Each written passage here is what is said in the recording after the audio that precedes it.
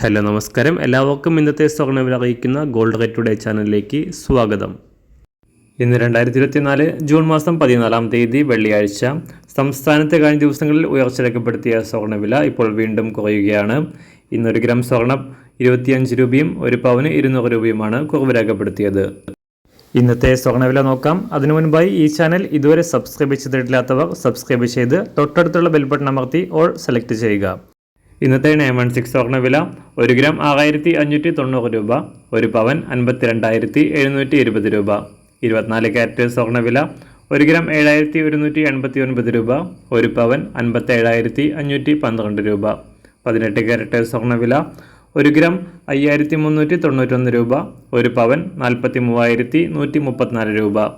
സംസ്ഥാനത്ത് നിന്ന് വെള്ളിവില 1 ഗ്രാം 95 രൂപ 10 പൈസ, 1 കിലോ 95,100 രൂപ.